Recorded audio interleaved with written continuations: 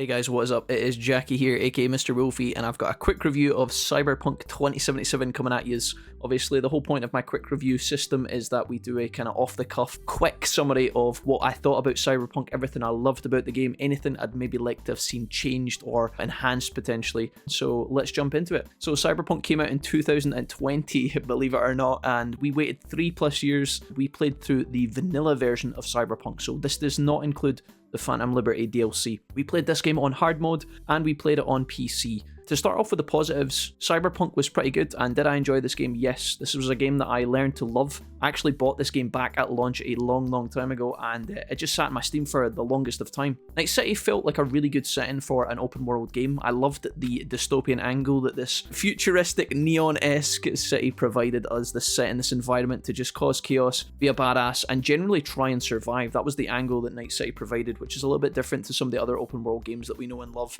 I'm normally partial to these kind of adult themed games, so Cyberpunk was kind of on brand with that, but even so it stood on its own, and I quite enjoyed that. The gameplay itself felt really good. I enjoyed building my character, shooting, stabbing, punching, hacking my way through the game. It felt great. The first session we played this on stream, I wasn't absolutely in love with the game, but the second time I thought, you know, okay, and then by day three I was hooked. So if you give this game a go, and at first you're thinking, man, I'm not very good at shooting, or man, this game's not really doing it for me, just give it a few extra hours and just see if it can hook you once you get adjusted to some of the systems. Because this is an RPG, and typically RPGs often have a lot to learn in the beginning. It's a shame that when this game first came out, it didn't actually get the time it deserved to cook properly, because I feel like their image and their vision for this is really exciting. This game made you feel kind of shallow and depressed at times, but also made you feel empowered as a result as you climbed out of the slums that you start in and then, go on your merry way. But the game had a fantastic RPG system with lots of character building, lots of builds available. We went for a kind of samurai-esque melee build, which kind of mutated and evolved as we played through, and it was really exciting to experience that as a player. At first I was like, hey, we'll just go for some sort of vanilla character with maybe guns.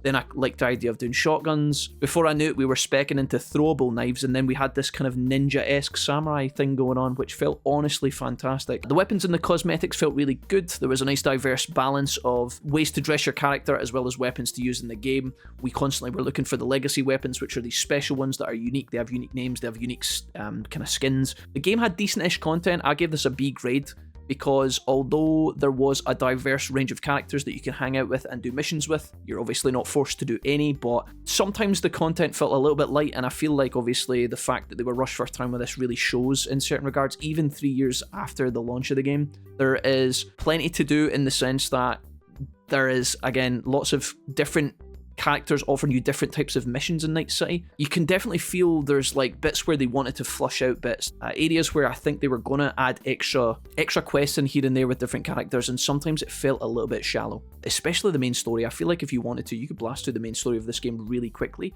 and it's entirely up to yourself whether you do that or not. But the characters themselves were really cool, and there was ones that I liked more than others, ones I didn't really like so much, and I think that's the sign of a good palette in terms of a video game and its creation. There's going to be characters you like, some you dislike, some you love more than others, and some that you really, feel sad to see go in certain moments. So I actually thought that was great. The crafting was also fun in this game. You could find stuff as well as build it, or you could buy it. Lots of different ways for doing different play styles if you want to put limitations on yourself where you're like a scavenger character. Moving on to the negatives, we have some things to address. Obviously, the performance of this game was a little bit wobbly at times. Again, we were playing on PC, and we were obviously streaming the game, so it's a bit of a self-report in and of itself, but Cyberpunk for us was running around about like 70 FPS. Sometimes it dropped down lower though in some of the more densely populated areas, and if you are doing a fluid kind of melee build, when you enter some of these zones where there's lots of enemies, to be able to land a headshot, it's hard to make that work when your frame rate is a bit choppy, so bear that in mind. For the most part, it was okay.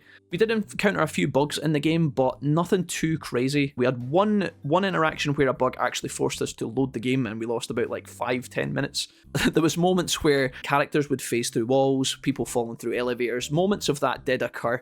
I tend to overlook those kind of funny meme glitches if the game itself is actually enjoyable. But again, you could also argue that in the modern era, these games should be held accountable when they are not fully polished and they're not ready to go. So you guys can decide which side of the fence you're on in that regard.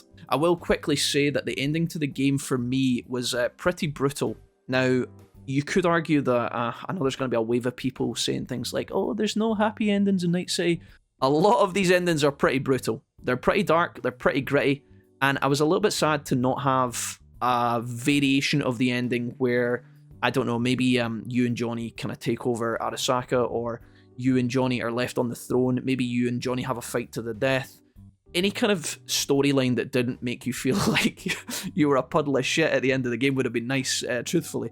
I felt like at one point we made a decision, a 50-50 decision in the story towards the end, and it basically from that moment on railroaded us into what was a very miserable ending. Maybe they had other ambitions for more endings, different endings, but they put 5 in, and I felt like glancing at the other options, it was a little bit bizarre. If you guys played the game and had a fantastic time towards the end, then GG's. The last couple of things I want to mention, these are tiny minute points. I felt like the phone call system in the game was a little bit intrusive. A lot of people phoning you at like annoying times. Driving, interestingly enough, we've landed on the car here. Maybe you'll get to see it for yourselves, but driving felt a little bit woozy in this game. It was kind of fun, and it didn't really matter that much. You kind of become accustomed to it, but yeah, every car feels like it's got oil slicked on its tires in it. I don't know why they don't have a good car manufacturer making tires in the future, but yeah, that was it, guys. That was my final review.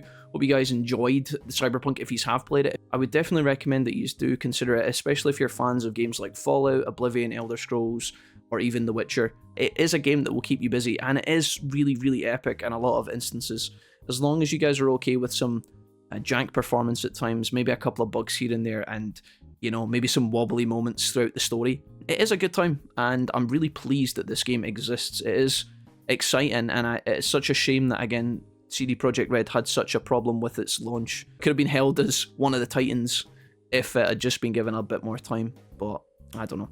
Cyberpunk 2077, hit me up in the comments, let me know what your thoughts. Thanks so much for listening, and I will see you next time. Bye bye.